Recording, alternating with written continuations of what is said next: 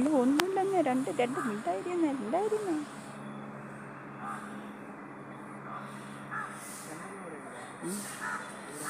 ഒരെണ്ണം ചീറ്റിയിരിക്കണം, ഒരെണ്ണം ആ വെള്ളത്തിലിരിക്കണം.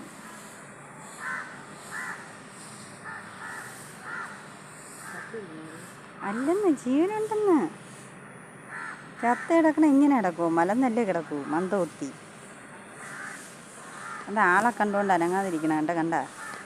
കണ്ട